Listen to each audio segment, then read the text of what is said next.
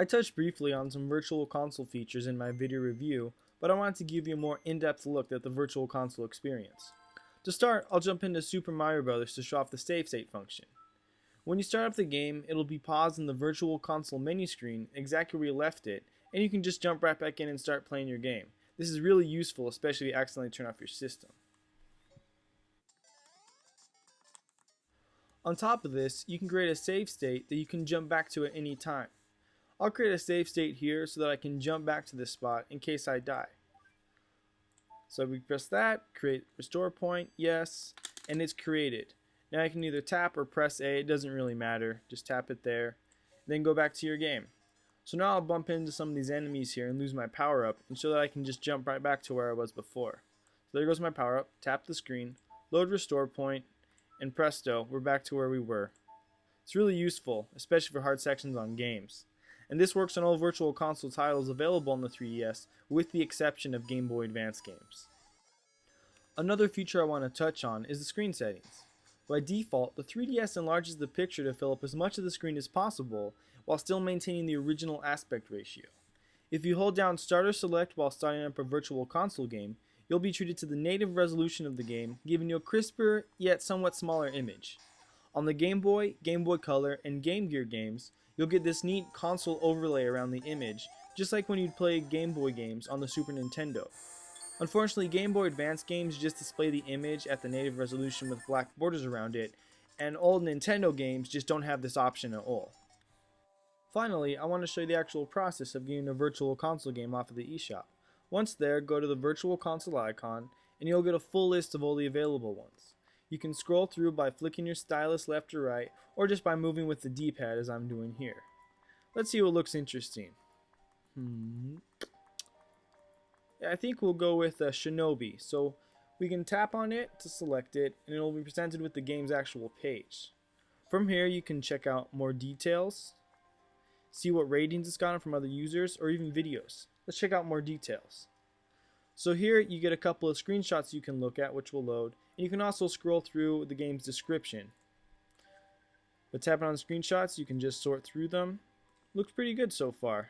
Let's go back and check out a video just to be sure.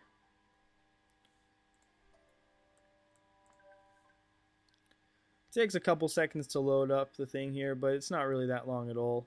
You just hit the play button and it'll start playing for us.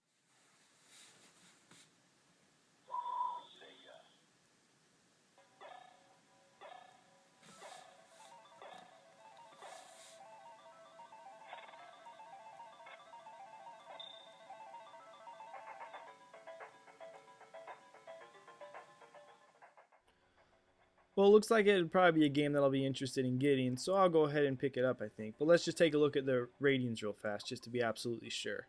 So we just head over to ratings, and it'll show out of 5 stars how much it's actually received on average, how many it's got of each, and then it'll show what type of game it is. It looks like it's intense play, and it's geared towards gamers, quite a bit more than just casual play. Then here it gives a list of other related titles that I might enjoy if this game is up my alley. So with that, we'll go over and purchase the game at the bottom here. We'll skip all this downloading stuff and adding funds because that's pretty self-explanatory. So we'll get the game downloaded, and then I'm just going to take it, unwrap the present when it arrives on my home screen, drag it to my console folder, and then just start it up here. So I've actually found that the Game Gear games have a better virtual console menu than Nintendo's ones, which is kind of surprising actually.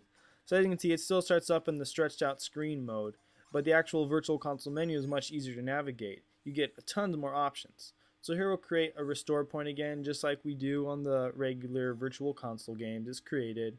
And you can also change a lot of things here. You can remap the button layout if you're not happy with the way it is currently, which is a nice feature. I haven't needed it, but it's nice to have. Apart from that, you can also even change the screen settings within the game, which is much nicer than having to exit out the game, start it up again holding start. I mean, I'm kind of baffled why Nintendo didn't include this in with their own games. I really don't see what the excuse is. So you can change some options here, like the frame color even. You can change if it has blur or not. And you can also change the performance. I'm not exactly sure what that does. It might just speed things up a bit so it runs a bit smoother than it did on the original console. But it's just nice to have all these options available. So that wraps up our in-depth look at the Virtual Console and its features. Just want to say thanks again for watching and hope to see you again here soon on the VGlob. Have a great day.